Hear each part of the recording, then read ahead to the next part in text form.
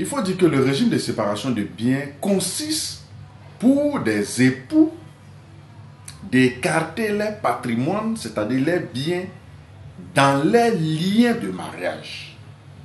C'est-à-dire, lorsque vous vous mariez, vous épargnez vos biens que vous avez et que vous allez avoir dans les relations de mariage. Cela revient à dire que lorsque vous vous mariez, les biens que vous avez avant le mariage, les biens que vous allez avoir pendant le mariage reviennent uniquement qu'au propriétaire qui l'a acquis. Ça ne tombe pas dans la communauté, ce n'est pas partagé par les deux. Le bien appartient à l'unique propriétaire. Chacun, c'est-à-dire c'est un régime dans lequel chaque époux gère librement et exclusivement ses biens sans rendre compte à son conjoint. Et il a la liberté de donner ses biens à qui il veut, de faire une pleine jouissance de ses biens sans rendre compte à qui que ce soit. Voilà un peu ce que ça signifie. Les avantages. Cela veut dire, les avantages ici, lorsque vous êtes marié sur le régime de séparation de biens, vous êtes le seul responsable de la gestion de votre patrimoine. Vous ne rendez pas de compte à quelqu'un. Et même si votre conjoint a des problèmes financiers avec ses créanciers, vos biens restent intouchables. Ils ne peuvent pas toucher à vos biens.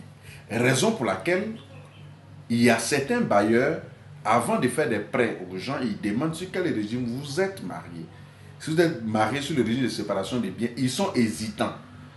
Parce qu'ils se disent que si vous qui venez demander le prêt, si vous n'arrivez pas à solder, ils n'ont pas d'autre garantie de faire le recouvrement de leurs créances. En tant que vous étiez marié sur le régime de communauté, si vos biens ne suffisent pas, ils attaquent le bien de vos conjoints. Mais dans le régime de séparation, c'est impossible. Seul le créancier, le débiteur est responsable des dettes. Seul le patrimoine du débiteur engage ses créances. C'est une sorte aussi de protection de la famille. Parce que si madame a des soucis et qu'on saisit tous les biens de madame, la famille pourra survivre avec les biens du monsieur qui sont restés intouchables.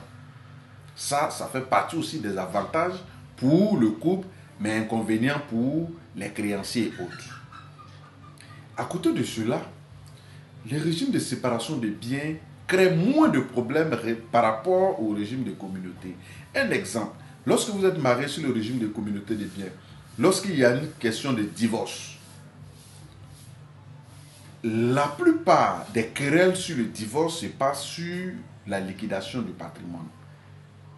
Alors que sur le régime de séparation des biens, lorsqu'il y a le divorce, le juge ne va même pas statuer sur la liquidation des biens parce que vous n'avez pas de biens en commun. Chacun a ses biens, donc simplement c'est des papiers que vous partez signer. Et si vous devez avoir des débats, sûrement ça sera sur qui va garder les enfants, c'est-à-dire la garde des enfants. Donc ça facilite ou ça évite les querelles sur les procédures de divorce parce que lorsque vous êtes marié sur le régime de communauté et de séparation des biens, lors du divorce, il n'y a pas une question d'aller faire l'inventaire du patrimoine, diviser le patrimoine par temps.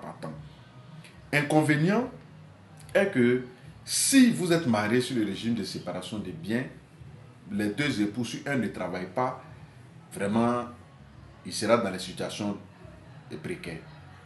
Il sera dans une situation précaire parce que il n'aura pas une portion dans la part de celui qui travaille. Donc cela amène tous les deux époux à aller travailler et à chercher son argent. Ça, c'est une évidence.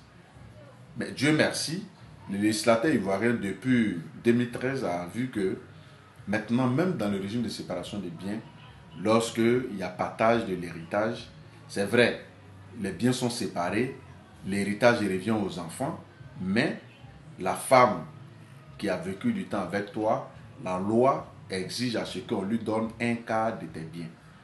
C'est-à-dire tes biens, on prend un quart pour lui donner, les 3 autres quarts reviennent aux enfants. Donc, alors que dans le régime de communauté des biens, la femme prenait la moitié, plus un quart encore. Mais dans séparation des biens, il n'y a plus moitié, c'est un quart seulement. Donc, ça réduit un peu le rendement ou la part du conjoint survivant. Donc c'est un peu les inconvénients pour l'autre époux qui n'a pas assez.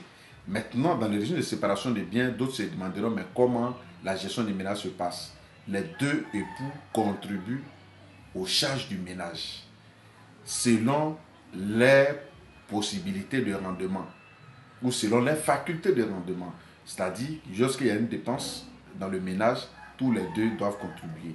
Maintenant, s'il y a un qui reçoit 500 000 comme salaire et puis l'autre reçoit 200 000 comme salaire, bien évidemment, ils ne vont pas contribuer au même montant. Celui qui reçoit 500 000 va contribuer plus que celui qui reçoit moins. Donc, c'est là que je parlais de selon ses facultés de rendement. Donc, voilà un peu certains inconvénients et